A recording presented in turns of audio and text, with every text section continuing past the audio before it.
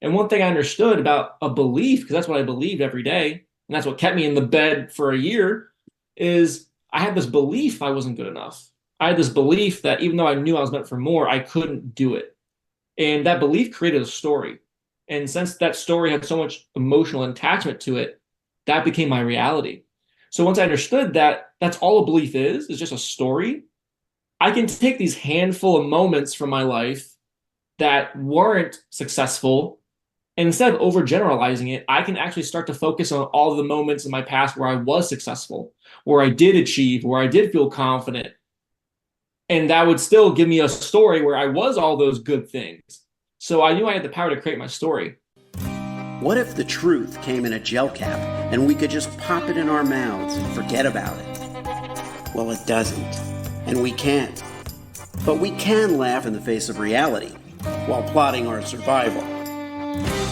Welcome to the Truth Tastes Funny podcast. I am your host, Hirsch Redpun. And if my guests can handle the truth, so can you. Open wide, folks. Here it comes.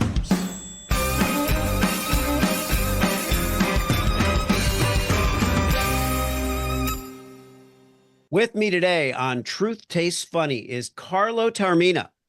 Carlo's a men's high performance coach and keynote speaker. He has achieved the near impossible, as he puts it, when he describes overcoming clinical depression, suicidal ideation. Carlo's always been one to help people with his background in personal training, life coaching, and now he's a keynote speaker. Carlo, welcome to Truth Tastes Funny. Well, thank you so much for having me. It's a blast. I can't wait. It's great to have you on. You had one of the things that we had discussed a little bit briefly was this idea of not being enough. That you had the idea that all you had to do was be enough. If you could get the six pack, build a successful business and make a ton of money, then that would validate you and you wouldn't feel less than. And you did feel like that was going to be the answer. And then in 2020, right before Christmas, it all came crashing down. Tell us what happened. Yeah, so it's kind of funny. I like to call it my hell week. It was as if anything that could go wrong did go wrong within that week, right? And knowing now it was my biggest blessing, but back then I thought it was my biggest curse. I thought like something put a curse on me, something out there was out to get me. So what happened was within this week is at the time, because fitness has always been a huge part of my life, I was a manager at this gym. Well, right before Christmas, right before my birthday, I got fired from this job. And on top of that, I actually had a really serious back injury. I had a herniated disc in my L5S1. And as excruciatingly painful as that is, for a period of time, I couldn't walk. So for somebody who does not want to be in their head, is laying down all day, being forced to think, it's probably not the best thing to do. And then to add insult to injury is during that time, I was seeing this girl who, I thought was the one. She was telling me that she wanted to get married, to have kids. I was like, okay, this sounds like it might be legit. One day she just calls me and she says, yeah, I want to break up. Like, I don't want to see you anymore. And I was like, okay, that hit me out of left field. And then on top of that, I also had my side business, which was at the time, I was an online personal trainer. And I was just losing more money than I was making. I just couldn't get my head above water. And I literally did not know what to do. And I felt so lost, so overwhelmed. And I imagined I was at this like art gallery and I was looking at this painting and I just took a giant step back to look at the overall picture, which was my life. And I just said, what the heck just happened? Like, what did I do to deserve this? Why me? I asked all of those questions. And I became apathetic, depressed, angry. And I said to myself, I was like, what's the point of trying so hard to make something of myself when no matter what I do and nothing ever works? And I became really angry and envious because I would see other people who were successful than me, who were more successful. I would see like 14-year-olds on Instagram and TikTok making more money than I was, being more successful than I was. And I've always been somebody who was very entrepreneurial, had the best work ethic, especially coming from parents that immigrated to this country. And I just broke down. I gave up. I said, if this is what my life is, I don't want any part of it. If I Yeah. can't do anything I set my mind to, what's the point of trying? So I laid Let in bed me every day for a year. let me stop you there because it's with what we set up, this initial idea of, well, all I need to do is X, Y, and Z. And then it's like, well, now I can't, every time I do A, B, and C, it sucks. Everything. And it's so relatable in the sense that we set these expectations of ourselves and of life, whatever it's supposed to be, and then very quickly default to nothing works. Mhm. Nothing's ever good enough. What have you learned in the past couple of years about the extremes of depression and also the extremes of expectation and fulfillment? Absolutely. Well, I would say, I mean, I could speak about this forever, but two things come to mind as soon as you said that. Is that especially, if anyone listening is a guy like me who is very ambitious, very high achieving, high performing, attitude, is I didn't realize at the time I associated my identity with success, with achievement, with, all this stuff. And when I wasn't living up to that expectation, I was having this identity crisis because, oh, wow, I didn't succeed in this. I didn't build a business. I didn't make a bunch of money. I felt like that was my identity. And when that wasn't a reality, it broke me. And I was like, I don't know who I am. What is this? And also, I realized that it was a story I kept telling myself that I'll always fail. I'm never good enough. I'll never succeed. Even though I was taking a handful of past experiences, I created a story that then became my reality. And one thing I understood about a belief, because that's what I believed every day, and that's what kept me in the bed for a year, is I had this belief I wasn't good enough. I had this belief that even though I knew I was meant for more, I couldn't do it. And that belief created a story. And since that story had so much emotional attachment to it, that became my reality. So once I understood that that's all a belief is just a story, I can take these handful of moments from my life that weren't successful, and instead of overgeneralizing it, I can actually start to focus on all of the moments in my past where I was successful, where I did achieve, where I did feel confident. And that would still give me a story where I was all those good things. So I knew I had the power to create my story. And that's what I Yeah. did. And that's what I do now.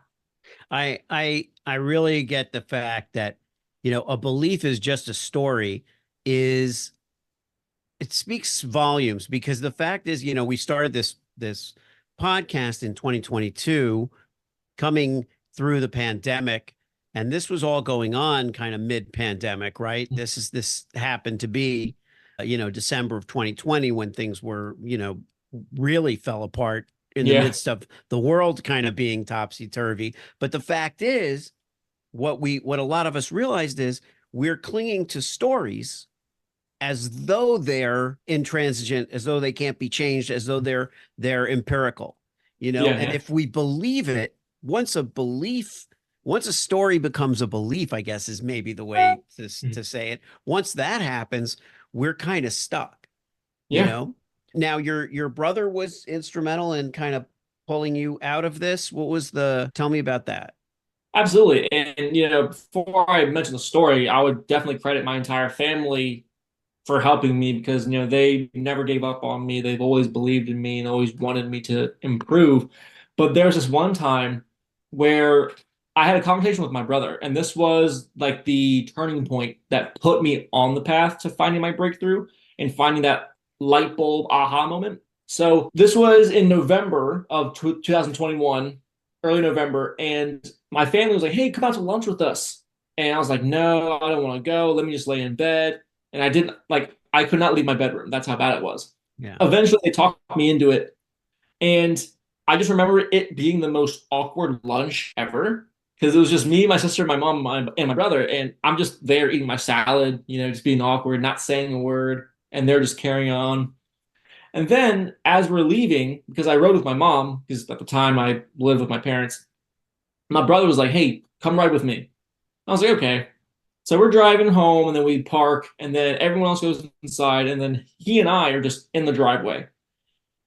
And he was like, "Okay, we gotta get you better. Like what can we do?" And I said, like, there's nothing you guys can do. I'm a goner. And I literally said that. And he said, I'm your brother. I would do anything for you. You're my brother. Would you do anything for me? And the brotherly response was, yes, of course I'll do anything for you. Yeah. But I wasn't expecting him to say this. He was like, okay, I need you to do me a favor. And I said, crap, I shouldn't have said that. So I'm like, okay, well, what do you need? He said, I need you to do me this favor. I need you just to do something different. Go on a trip. Do something. And I said, are you crazy? Like, do you know how hard it was for me to come out to lunch with you guys, let alone go somewhere random? And what he said next really impacted me. And he told me, or he asked me, what do you have to lose at this point? Mm. And I let those words sink in. And it was as if time like stood still. And I had this moment with myself. And I felt like I was like the only person in the world that like just time was frozen, but I was still kind of like lucid. And I let those words sink in. What else do I have to lose? And honestly, I had nothing at that point, to lose. I was at rock bottom. So the only way I could go was up. Worst case scenario, if this last attempt, this leap of faith doesn't work, I know what I can do. And that's clock out early. And that was like my mentality back then. Right. And as I did that, I just remember doing two things. And this put me on the path of finding that breakthrough, which was telling myself over and over again, I don't want to die. Like, I don't want to go anywhere. And I just kept saying that over and over again. And I shifted my focus from the life I was living to the life I wanted. And I just kept focusing on that. And then I don't know how I came up with this in the time, but I imagined like I struck a match against a matchbook and I saw this tiny little flame. And I thought this tiny little flame represented the real me, like the guy who was funny, the guy who was ambitious, the guy who would give his shirt off his back for somebody who needed it, the helpful person. And it sat in my gut. And the more I thought about this flame, the real me, even though it was tiny, I thought about it more and more, and it grew and it grew. And then all of a sudden I said, okay, I'll go on this trip. And then he was like, okay, well, where do you want to go? And I was like, I don't know, somewhere warm because I'm in Virginia. And during that time, Right. it was a little cold. I was like, somewhere warm. I don't know. He said, okay, well, where? I was like, I don't know, Florida. Okay, perfect. When do you want to go? I don't know, soon. Don't worry about it. I'll send you the details tonight. That was a Sunday. We left for Florida on a Tuesday. Wow. And Yeah. from that trip, I literally found myself. I found my purpose. I broke out of that depression. I destroyed those limiting beliefs I told myself. I grew my confidence back. And today, like we mentioned before, I'm a men's coach, high performance coach, keynote speaker, and living my purpose, man. And it feels amazing. That's incredible. Well, okay, so the plan was to go to Florida, and we're going somewhere with this because it does speak to how you got into coaching, how you found your purpose. Mhm. And without it sounding too much like a storybook kind of experience, but I think the main takeaway from that episode that you described is movement is hugely important, environment is hugely important.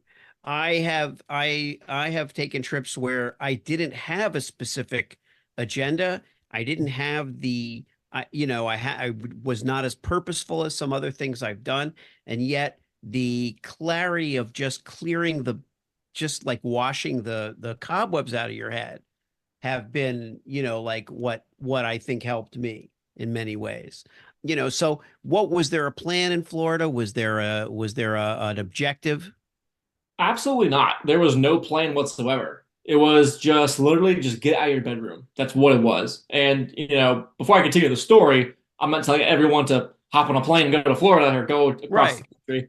But that change of environment definitely introduced new opportunity, new inspiration, and everything. And as we continue the story, we're going to see that there was divine timing in there. And I was in the Yeah. right place at the right time.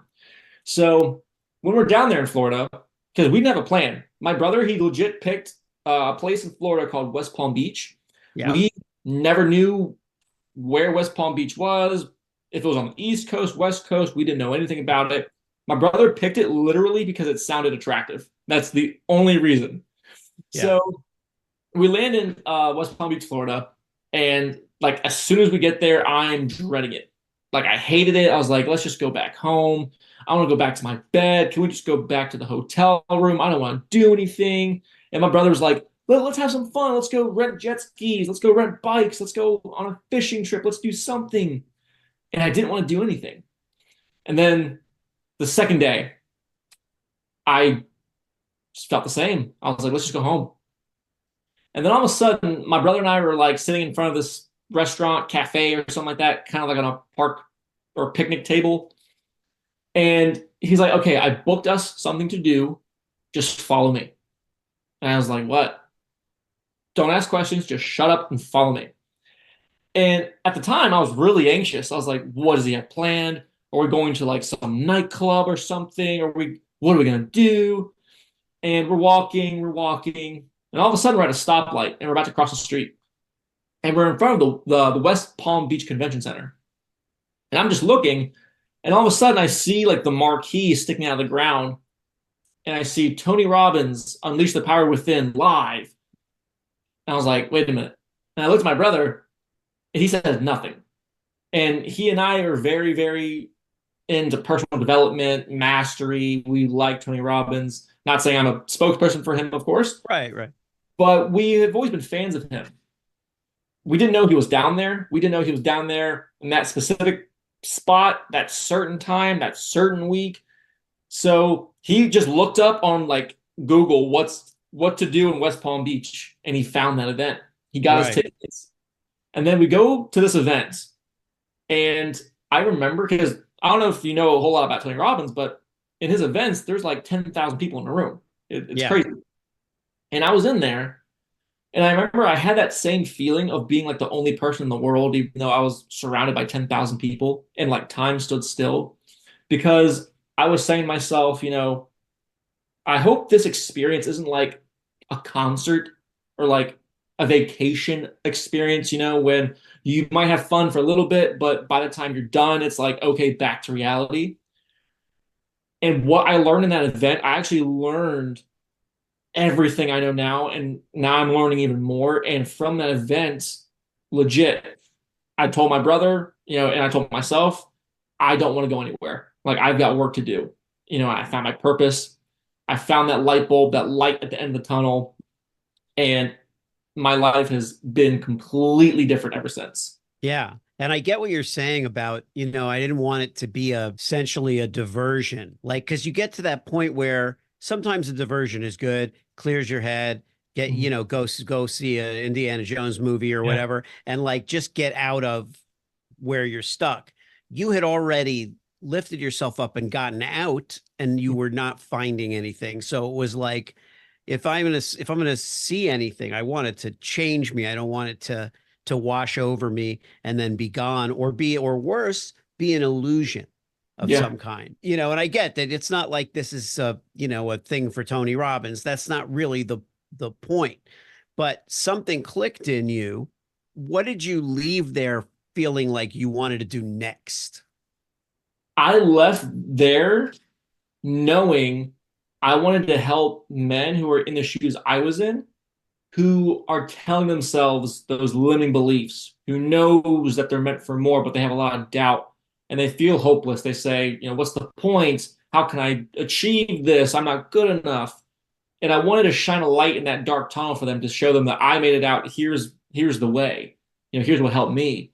And that was like it was like this clear communication, like a telepathic message I had with the universe. I was talking, I was like, oh my gosh, this is what I'm supposed to do.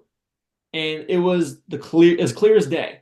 And I Mhm. walked out of that saying, I'm gonna help these guys. And that's what I've been doing ever since. Now let's circle back around to where we started, which was trying to figure out what would be enough. What would make you enough? If you got money or financial success, you got buff, you got whatever it was, what was going to make you enough and didn't, Mhm. right? And if some of it was taken away, you lost your identity. So all of a sudden, if the external stuff, if your body's damaged, something happens, you're lost, right? Now you come through this experience, you have another point of view, which is to help other people, and specifically guys, specifically people going through what you went through. Mhm.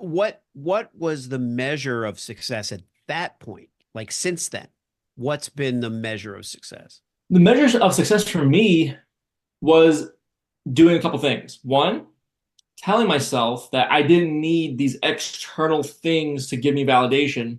I knew that I was already good enough, and I went to my past to experience everything I've achieved and all the confidence that I already had, and all the success I already had, and all the beauty I already had, knowing that my story is enough. And to add another layer to that, I always told myself I needed the impossible to be successful, like we mentioned before, the six pack, the business, the money.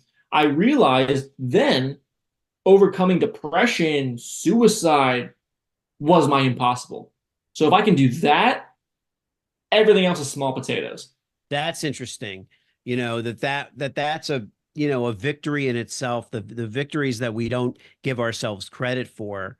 I have another podcast called Yes Brand, and that one is much more focused on branding and the business part of the struggle. But where these two kind of converge is where you're a personal brand and you're building what you're building around yourself and your values. Mhm. And so what is your promise, let's say, to your clients when because you can't guarantee an outcome per se, Yeah. and in life achievement and in personal growth, it's even more nebulous sometimes. But what can, if somebody comes to you and they say, Carlo, I need your help, or I want to work with you, what can you promise them? Yeah, what I promise them, regardless if it's a personal reason or if it's like a business, a professional, like I do business consulting, and it involves the same things. It involves the mental setbacks and the stories we tell ourselves. So what I promise is I teach the tools, principles, strategies on how to overcome that self-doubt, that hopelessness, that limiting belief of you can't perform at the highest level in your business, you can't be a successful entrepreneur. My promise is I teach you all that stuff to overcome self-doubt, to overcome limiting beliefs, to be a better decision maker, a high performer, and to overcome all of those things to be the best version of yourself. And I think that the work that somebody does, if their experience is anything like yours, which again I think is another great kind of thing that I've learned just from talking to so many coaches and stuff, is that you worked on something, you worked on yourself. The revelation was you had to help others do Mm-hmm. the same. It wasn't, I worked on myself, now I'm going to go be an astronaut. It was, I worked on myself, and now I'm good. My purpose is to share it, which I think makes sense because a lot of times we don't, I mean, look, just honestly, as human beings, we think that in order to survive, we have to help ourselves, hunt and gather, and we have to do whatever. We don't think in order to survive and be the healthiest individual I can, I have to help others. That's a very noble thing to feel, Yeah. but I think sometimes we have to go through it and also have others help us, as you did with your family, and your brother who didn't have the answers. He didn't know. Is he older or younger, your brother? He's older. Older, but he didn't have the answers. He didn't come to you and say, I know exactly what we're going to Florida to see Tony Robbins. Yep. He was like, look, dude, I don't know where we go. Let's just go. You got to go somewhere. You got to do something. But that, and I have a feeling that that probably was incredibly transformative for him as well. Yeah. What does he do? What's his career? He is a business, he's a restaurant owner. Oh, okay. And the family business was a restaurant, and then he had one for himself, and now he's like a restaurant consultant. He's doing all that stuff. Yeah, cool. And I think that achieving, figuring out that your impossible was just overcoming those feelings, that mindset. So the last thing I want to touch on is if you can share a little bit about, mindset is a deceptively simple term. It's like, oh, I get it. You told me I had the wrong answer. You told me the right answer. I don't need to, that's it. I just need to change my mindset. Okay, boom. I changed it. What's your take when a client will say to you, okay, I get it. I know I need to do this. I need to do this. I need to do this. What's the pathway from knowing it intellectually and really making that transformation inside? So that's a great question. And that is true. I do have a lot of that. And my response to that is it's one thing to know it cognitively. Just to say, for example, let's say you were a smoker and I said, hey, smoking is really bad. It's going to kill you. You're probably not going to quit smoking, though. It's one thing to know and another thing to feel. So if I can get you to feel that experience, it becomes a part of you. And it will make you feel, oh gosh, I don't want this anymore. Or, oh my gosh, I do want this, whatever the case may be. So a big thing that really helped me and helps the clients I coach, the businesses I consult with, is understanding one thing, okay, but how can I feel it? So what I do as like a simple exercise is if everyone listening right now, hopefully you're not driving, but if you do the simple exercise and close your eyes and just imagine you're doing the actions I'm actually describing, and you actually feel as if you're doing it in your imagination. You go to your fridge in your kitchen, you open the fridge, you pull out a lemon, you take a knife and you cut the lemon in half and feel as if you're actually doing this. And then as you cut the lemon in half, I want you to take a giant bite out of the lemon. And the juice is going down your throat. It's really sour. The seeds are going out of the sides. And I want you to taste this lemon. And then when everyone opens their eyes, I'm saying, okay, question, did you taste a lemon? People will be like, yeah, my mouth is salivating. I kind of twitched when it was sour. And people actually do it. And then my response is, well, I'm going to ask you a really easy question, but did you actually taste a lemon? They say no. Well, I'm like, well, are you crazy? Do you belong in a nut house? Because you didn't actually eat a lemon. The response is no, you're not crazy. But why you tasted the lemon is because you felt it. You actually went through the actions. And the moral of the exercise, the story, the teaching lesson is that your brain does not know the difference between imagination and reality. It can't perceive the difference. So once we envision what we want, see what we want, live what we want as if it's already happened, you're that much more likelier to achieve whatever the goal is. So if we do something in a negative context, where if you were a smoker again, and you know smoking's bad, and then you did that exercise where I actually closed your eyes, and then I asked you, okay, imagine you're taking a last puff of smoke and your lungs are turning black, you're coughing up blood, and I make this experience so traumatic, so negative, so disgusting, it becomes attached to you. And you no longer want that experience because now you know it by feeling it. And it's just one thing to know, one thing to feel, and that's what I do. Thanks so much for tuning into Truth Tastes Funny. If you enjoyed the experience, please leave a 5-star review and share this podcast with your friends.